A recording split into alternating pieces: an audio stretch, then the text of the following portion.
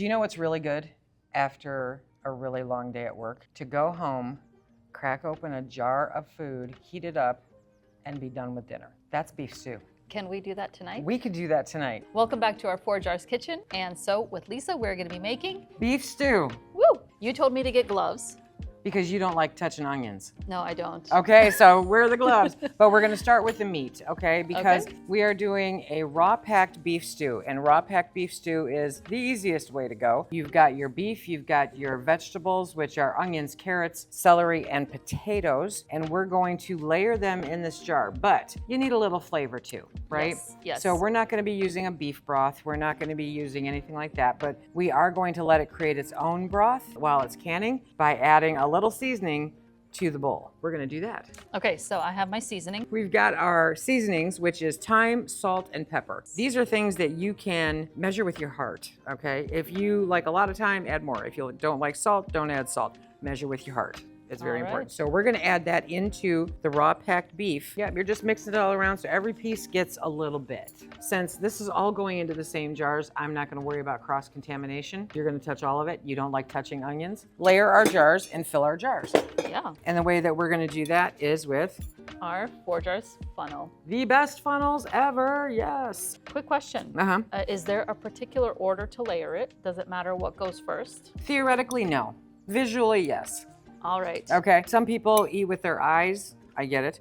But for the most part, no. But I do tend to start out with the heaviest thing first, which is the beef. We're gonna divide the beef into the jars.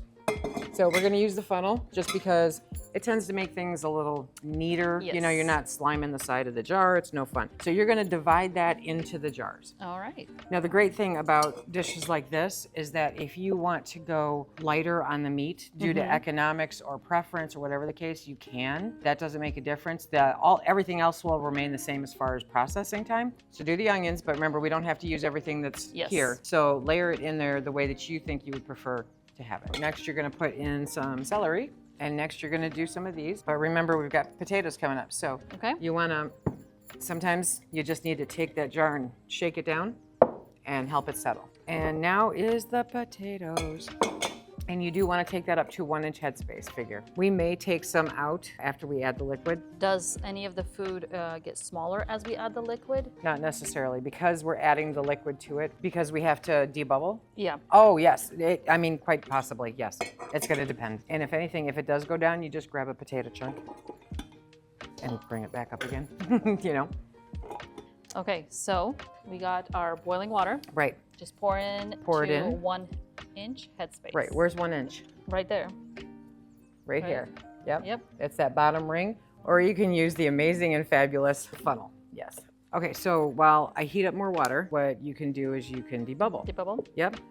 Okay. Okay. Now, can you explain why it's important to debubble? Yes, because you saw the air that was trapped underneath the food, right? So air can cause contaminants to stay trapped in there. It can affect your temperature in those pockets. So you want to get them out. Also, while it's canning, that's extra air in the jar that wasn't factored. That's the science part of it, right? If you have too much, it can actually cause the seal to fail. So you get in there and you just debubble and you scoot them all out from underneath everything. Wipe the rims. Because even though we use the funnel, you still easily get food on the rims. It's better safe than sorry. It's just a really good practice because the funnel does not guarantee that thyme or salt or pepper or something is not on that rim. Now, guess what time it is? ForJars time. ForJars time. Okay. So we've got the lids. We're going to put them on, and then we're going to put on the rings. The rings go on fingertip tight. Finger tight. There you go. So you're going to put them on. It's going to go until they stop moving, but you don't want to put them on too tight because they won't seal. They will fail, and it doesn't vacate the air, the excess air that's in the jar. Okay, so we are going to put that on. It's not too tight, and we are good to go. Now, here's the fun part. Do you have to do quarts on this? My guess would be yes. No. You don't? No. You can do smaller jars? You can do pint jars. Okay. Okay. This is such a meal Yes. that putting it in anything smaller really wouldn't work, you know?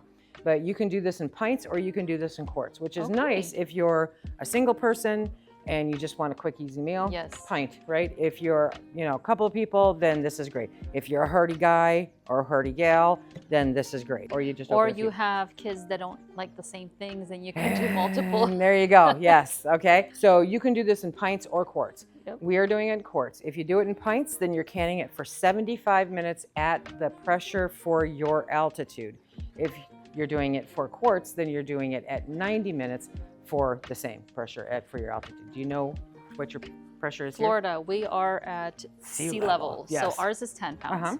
Yep. Can you show example where you live? Would you believe I'm in Michigan, and so I'm at 1,000, Yeah. and so I still do it at 10 psi. Wow. There are people who are in Canada above us who are at 12.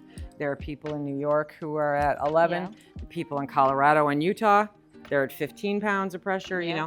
So it depends, and that's with a standard regulator. With the ForJars canner, you have a weighted regulator. That go ahead and is a show game that. changer. 5 pounds, 10 pounds, 15 pounds. To figure out your elevation and how much you're supposed to be using, go to the National Center of Home Food Preservation, Yes. because you're either going to use 5 pounds, 10 pounds, or 15 pounds, and that makes a really big difference. Just because you're at some place where if you didn't use a weighted regulator, you would use 12 pounds of pressure, that automatically means you use 15. So you really have to pay attention to that information. I love that this is a weighted regulator because you just put it on there. Well, we're doing it at 10. Yep. So you just put that on there.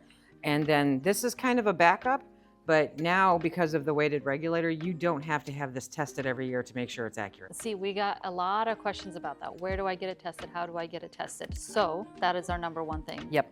That the regulator shows you automatically where you're at. Yes, if you do it properly, because Yep. this will, I call it a hula dance. Yes. Okay, this will dance a hula. If this is trying to break dance, it's too high, turn it down, okay? But if this is doing a nice hula dance, then you're not gonna run your canner dry, and you'll still keep at your pressure.